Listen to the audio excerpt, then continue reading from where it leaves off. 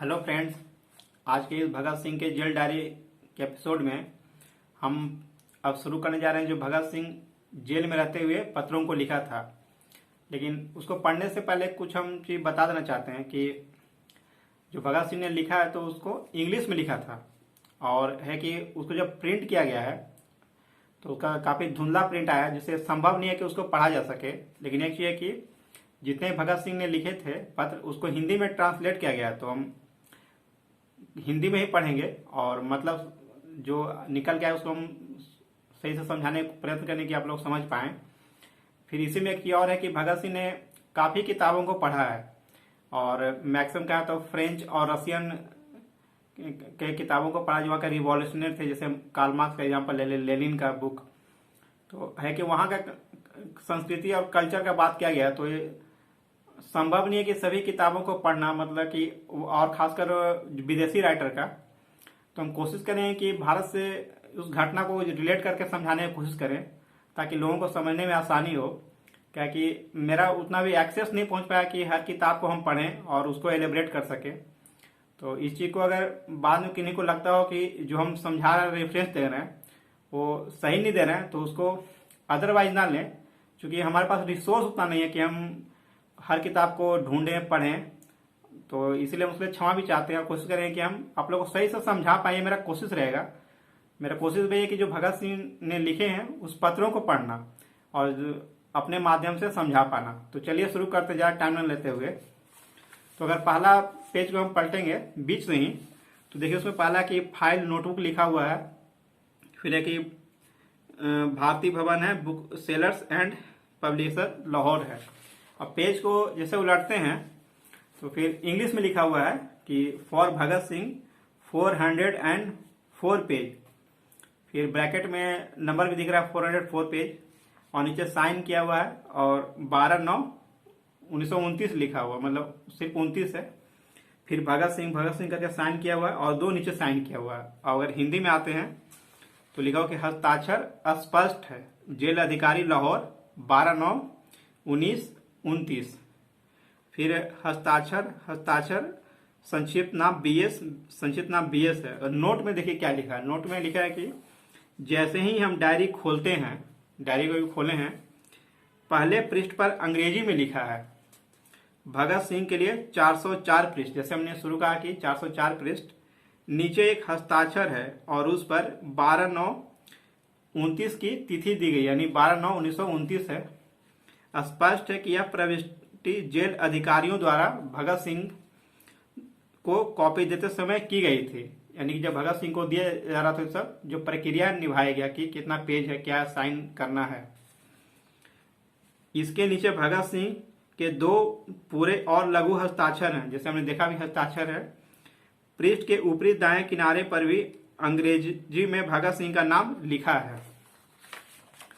फिर अगला पेज उलटते हैं तो फिर इसमें साइन हस्ताक्षर है, अस्पष्ट लिखा हुआ है, जेल अधिकारी 12/9/29 है।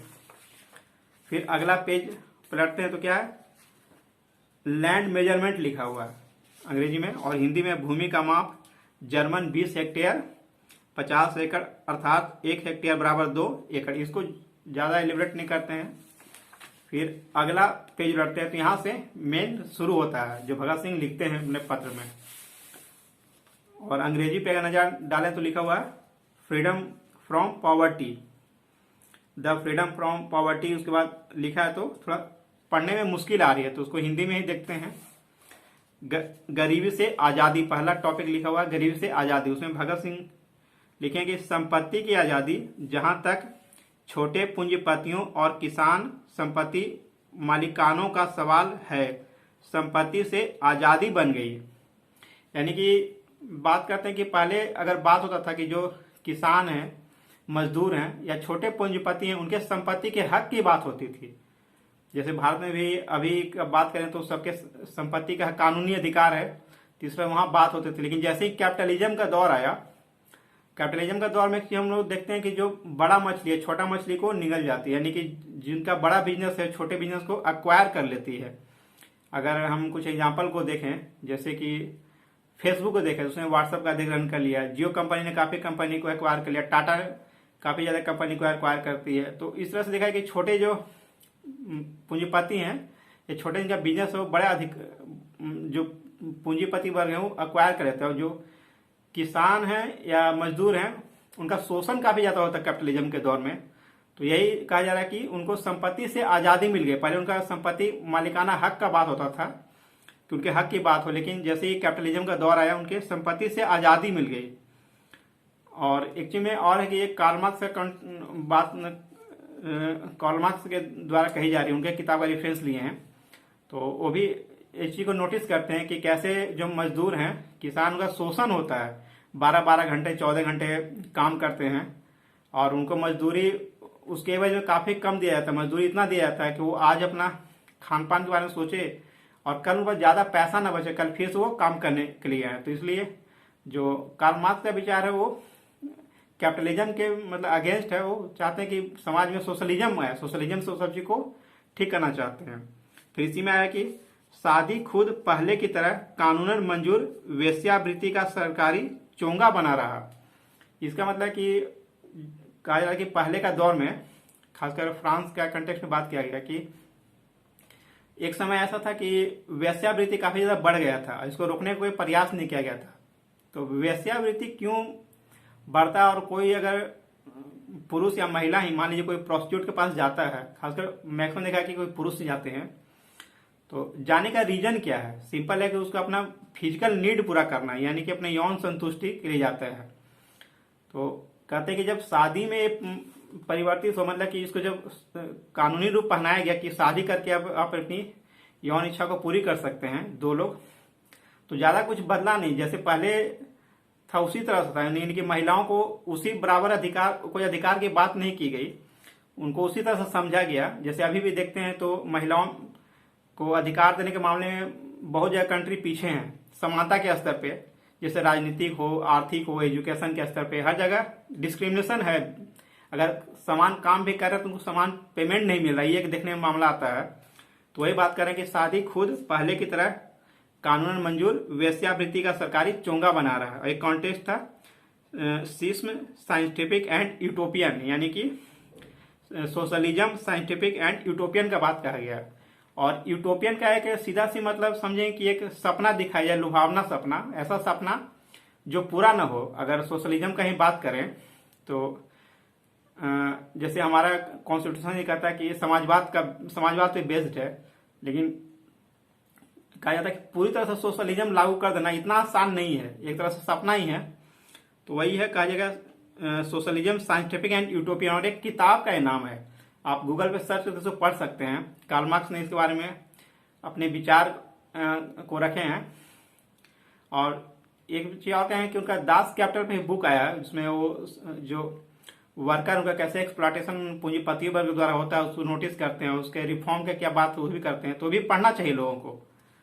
फिर इसमें अगर आगे बात करते हैं तो मानसिक बंधन एक लिखा गया, उसमें क्या कि मानसिक बंधन में किसी शाश्वत शक्ति ने वह मानव समाज बनाया। एक चीज है कि समाज का निर्माण कौन करेगा, एक सवाल उठता है। तो जो श्रेष्ठ है वही करेगा, वही नियम कानून बनाएगा किसी समाज के लिए कि क्या नियम होना चाहिए, कैसे लोगों को साथ रहना, कौन सा नियम का पालन करना है। जो श्रेष्ठ कहने का मतलब हर चीज में जो पढ़ा लिखा हो, बलशाली हो, धन ज्यादा रखा हो, वही श्रेष्ठ होगा। जिससे देखा जाए कि शेर ही हमेशा शिकार करता है हिरण का भी शिकार नहीं करता, क्योंकि वो श्रेष्ठ है। तो इस तरह का समाज में कोई नियम बनाएगा तो कौन बनाएगा? जो श्रेष्ठ होगा। तो ये कि किसी शाश्वत शक्ति ने वह मानव समाज बनाया जो आज हमारे सामने है, जो उनको दिखता है रिफॉर्म होके बहुत समय के बाद।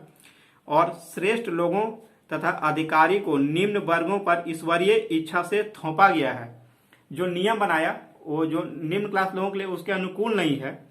लेकिन क्या है कि जैसे अभी का दौर में समझे, या फ्रांस का ही पहले का समय है, तो वहां पे पोप का बहुत बोलबाला था। तो जो नियम बनाया गया है वो अपने अनुकूल बनाएंगे, और जो नीचे के लोग हैं जाहिर सी बात उनका शोषण होगा, उनके अनुकूल नियम नहीं है। तो लेकिन क्या है कि उनको ईश्वर क्या है कि हथियार दे दिया कि आपके साथ कुछ गलत हो रहा है तो आप उनका सहारा लेके बस नाम जपिए और सोचिए कि सब ठीक हो जाएगा, लेकिन कभी ठीक नहीं होगा। और सोचिए कि हमारे कर्मों का फल है, या बाद में कभी ठीक या मृत्यु के बाद हमें कहीं अच्छा जगह मिलेगा, ऐसा सिर्फ सपना दिखाना और उनका शोषण करना ये है। तो वही कहा जा रहा है कि और श्रेष्ठ लोगों तथा अधिकारी को निम्न वर्गों पर ईश्वरीय इच्छा से थोपा गया है। उपदेश मंचों, सभी सभा मंचों तथा अखबारों द्वारा कही जाने वाली इस बात ने लोगों के दिमाग को सम्मोहित किया है और यही शोषण के सबसे मजबूत स्तंभों में से एक स्तंभ बन गया है। जैसे देखा जाए तो किसी चीज का प्रचार, जैसे धर्म का प्रचार तो उपदेश मंच से हो ही रहा है, फिर मंच से अखबारों द्वारा भी देखिए तो काफी होता है कि जैसे मैट्रिमोनियल साइट देखिए अखबार का में कि कैटेगराइजेशन बटा है, वो भी एक रिप्रेजेंटेशन करता है जो श्रेष्ठ कौन है।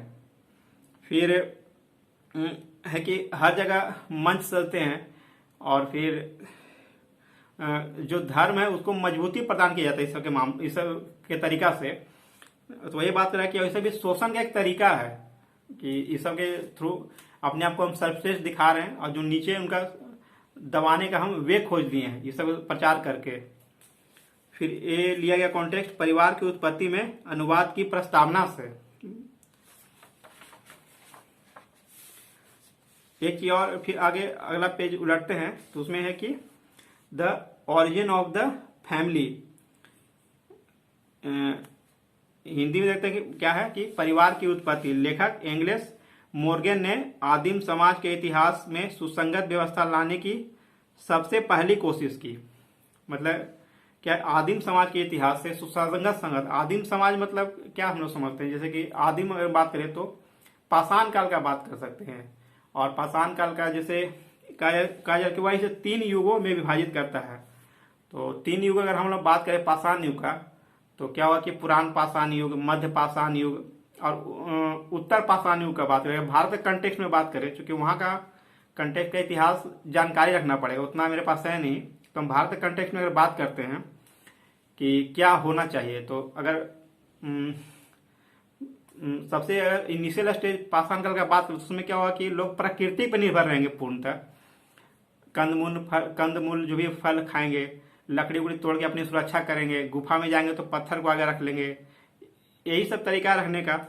तो और फिर मध्य पाषाण का बात करेंगे तो क्या होगा कि लोग टेढ़े मेढ़े हथियार बनाएंगे, अब कुछ लोग छोटे जानवर का शिकार करना शुरू कर देंगे, इस तरह से आगे बढ़ेंगे। फिर अगर और उत्तर पाषाण काल में जाएंगे तो क्या है कि आग का आविष्कार होगा, तो आग का आविष्कार होगा तो अपनी सुरक्षा सही से कर पाएंगे क्योंकि उनको आइडिया हो जाए कि जो जानवर है वो आग से भागता है, फिर शिकार करने लगेंगे, हर चीज को पकाए खाने लगेंगे, इस तरह से एक स्टेज बढ़ता है। तो उस तरह के इसमें देखते हैं क्या है तो असभ्यता, बर्बरता और सभ्यता, मतलब 3 स्टेज बताया गया है। फिर असभ्यता का 3 अवस्था में उपविभाजन किया गया, निम्न, मध्य और उच्च। जैसे असभ्यता की निम्न अवस्था क्या है देखिए तो मानव जाति का शिशुकाल जैसे एकदम इनिशियल स्टेज बात करते हो तो क्या है कि वृक्षों में निवास, जैसे हमने पहले कहा था कि प्रकृति पर निर्भर है, फलों, काष्ठ फलों एवं कंद मूल का भोजन। इस काल अवधि की मुख्य उपलब्धि स्पष्ट उच्चारण वाली भाषा का विकास है। फिर मध्य अवस्था में क्या हुआ, आग की खोज ये बहुत बड़ा रिवॉल्यूशन उस समय था। फिर मछली का भोजन के रूप में उपयोग किया गया, शिकार के लिए पत्थरों के हथियारों का निर्माण, नरभक्षण अस्तित्व में आया। जब आग का खोज हो गया तो हथियार बनते ही थे और तो इसमें क्या हुआ, नरभक्षण का मतलब कि जानवरों का शिकार अस्तित्व में आ गया। फिर उच्च अवस्था का बात हो रहा है, उच्च अवस्था में क्या है, तीर और कमान, मिट्टी के बर्तन नहीं बने थे, गांव में बसने लगे। पहले लोग घुमंतु टाइप से रहते थे, मतलब यहाँ का संसाधन खत्म हुआ तो फिर कहीं और चले गए, फिर वहां का संसाधन का उपभोग कर रहे हैं, वहां संसाधन खत्म हो कहीं और चले गए। लेकिन फिर एक कि डेवलपमेंट का एज हुआ, उन लोगों को कृषि करना आ गया, तो कृषि करना आ गया तो लैंड अपने लिए खोज लिए और समूह में गांव बना के रहने लगे। अब उन्हें घुमंतु रहने की जरूरत नहीं पड़ी। फिर भवन निर्माण के लिए लकड़ी का उपयोग करने लगे, कपड़ों की बुनाई कढ़ाई सीख गए। असभ्यता की अवस्था में तीर और कमान का वही उपयोग था जो अवस्था क्या बोलते असभ्यता की अवस्था में तीर और कमान का वही उपयोग था जो बर्बरता की अवस्था में तलवार का, और सभ्य अवस्था में आग्नेय अस्त्रों का ये श्रेष्ठता सिद्ध करने वाले हथियार बन गए। जाहिर सी बात है जिसके पास हथियार रहेगा वही श्रेष्ठ रहेगा। अगर अभी का दौर में बात करें तो जिसके पास टेक्नोलॉजी ज़्यादा रहेगा, जो ज़्यादा पढ़ा लिखा रहेगा, जिसके पास इनोवेशन आइडिया ज़्यादा रहेगा, वही श्रेष्ठ रहेगा। तो वही बात किया जा रहा है कि असभ्यता के दौर में इसके पास तीर कमान था और बर्बरता में इसके पास तलवार था और सभ्यता के दौर में इसके पास आग्नेय शस्त्र थे, वही श्रेष्ठ बना रहा। तो आज के वीडियो को यहीं तक रखते हैं और अगला जो है बर्बरता के बारे में बात कहा गया कि उसका भी 3 स्टेज है, वो अगले में वीडियो में बात करेंगे। वीडियो को यहीं रखते हैं। धन्यवाद।